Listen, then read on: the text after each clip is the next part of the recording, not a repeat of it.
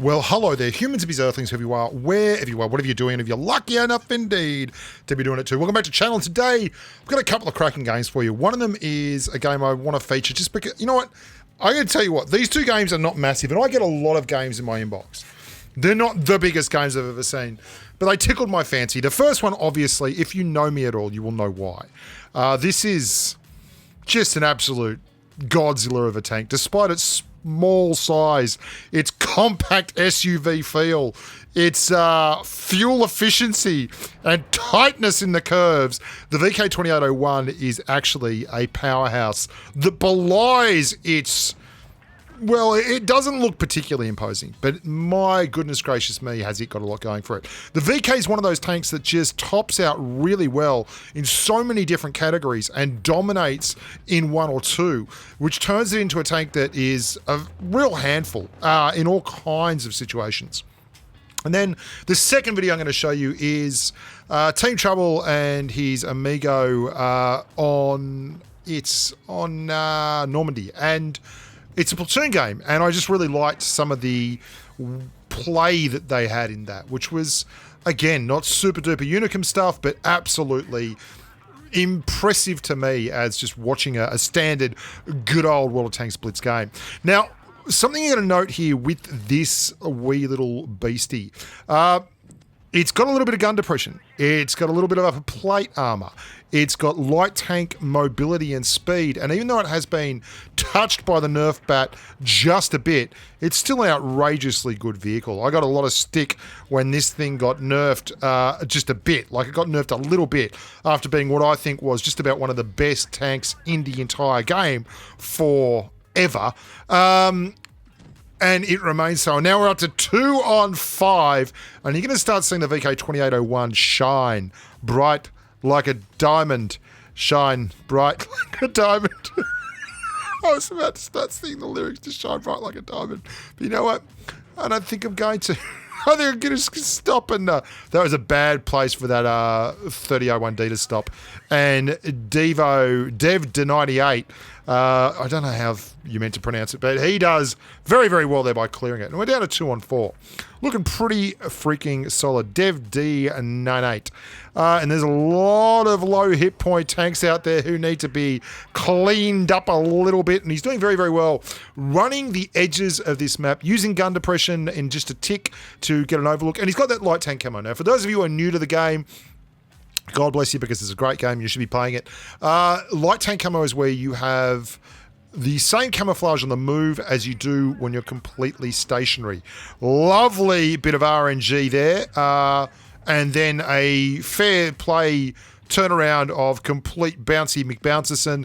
Gets another one, slots one in. He's on the APCR here, looking for a little bit of action, and receives another bounce. RNGesus having a wonderful time with these two amigos. Can he slip one in at the end? No.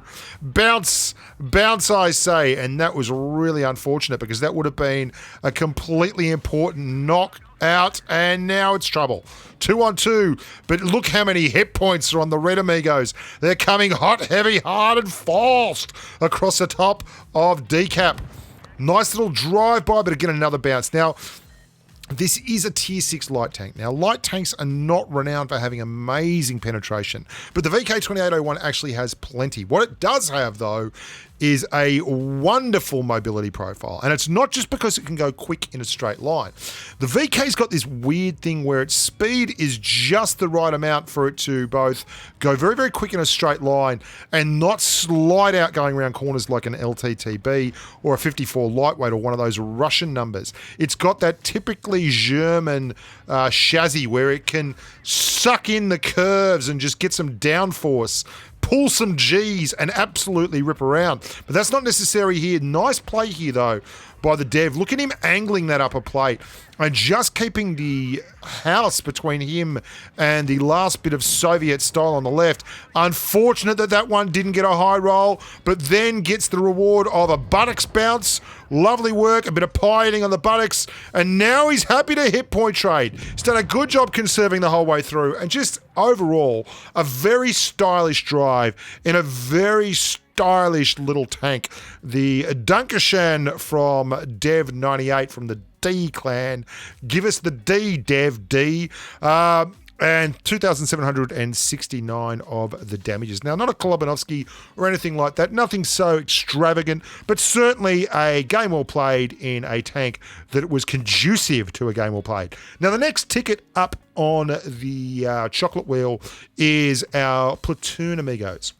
I think it's Team Trouble, and the second amigo's name escapes me. Team Trouble is running around the T-55A threat. He's made threats against the statehood of the red team.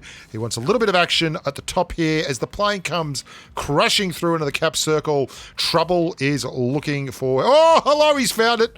But not enough gun depression from either of the Ruskies there. Both of them basically just shrugging off their 310 alphas and living to fight another day.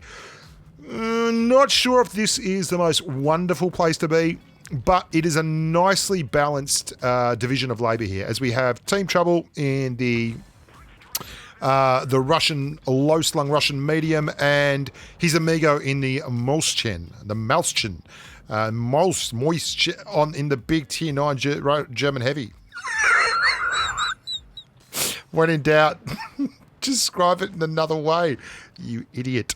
The red team is pretty evenly spread across the front. The greens not really in the best place, but I do like the way our amigo here is just taking his time. One of the biggest problems with players in Blitz is, well, let's be honest, they feel like they're trying to win it right from the start. And a lovely bit of work there, hitting the hatch shot with AP. Well done. And he's up to nearly 1,000 damage blocked, as well as dishing out a lovely 608 early days damageroonies.